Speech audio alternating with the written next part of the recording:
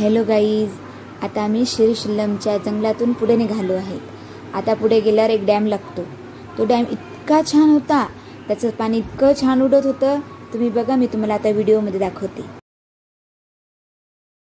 आम्ही लांबूनच शूटिंग केली. लांबूनच बघा ते पाणी किती छान दिसतंय. हेच बघायचं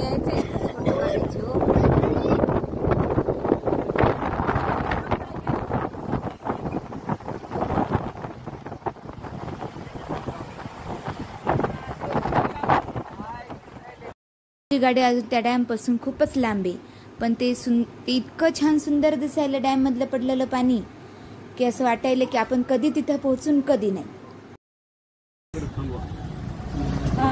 छान आहे बघा.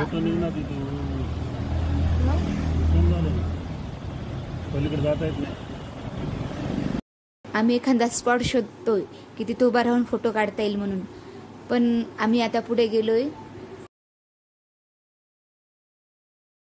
पडणारं पाणी असं वाटतंय की दूधच पडते की काय, असं ते पाणी दिसते.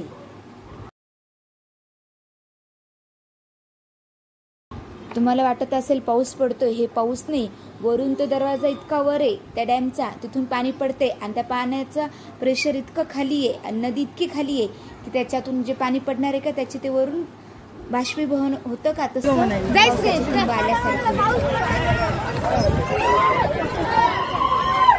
कुठे होते. वैष्णवी छत्री द्या मला, माझा मोबाईल खराब आहे.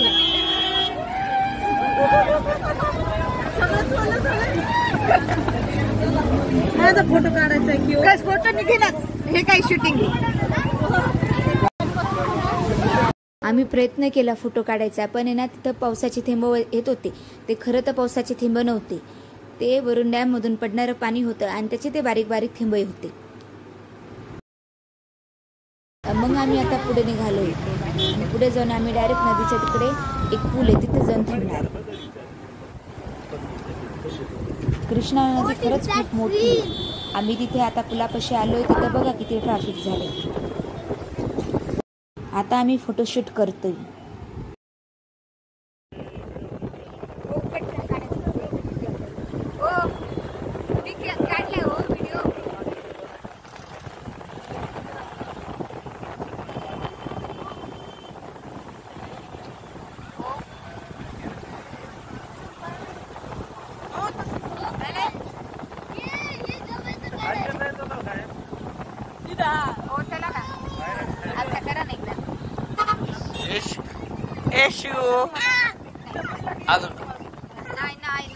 पाणी कुठे येशू? ते पाणी पावसाचं पाणी पडू लागलं ना, आपण भिजलो, किती भिजलो ना येशू.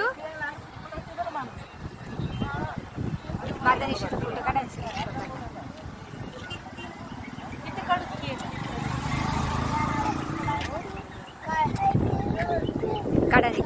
इथे बाई आहे. बाई कसं पाणी कसं उडायले,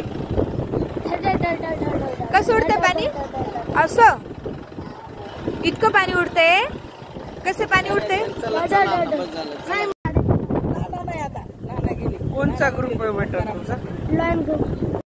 आता आम्ही फोटोशूट करतोय.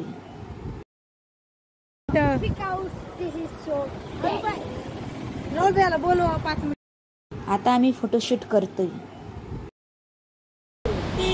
श्री पाणी बघा.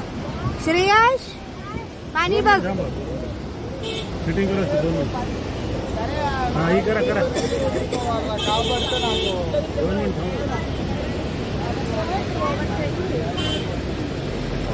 नाही थांबता येत नाही, ट्रॅफिक होऊन जाईल.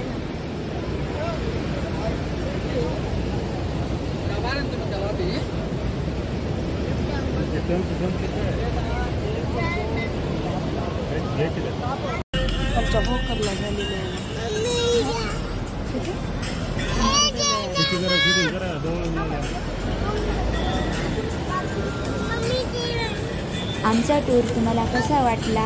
किती गेट उघडे हो? 1 2 3 4 5 6 आवडला तर सबस्क्राईब करा. थँक्यू. हो, सगळं गेट उघडल्यावर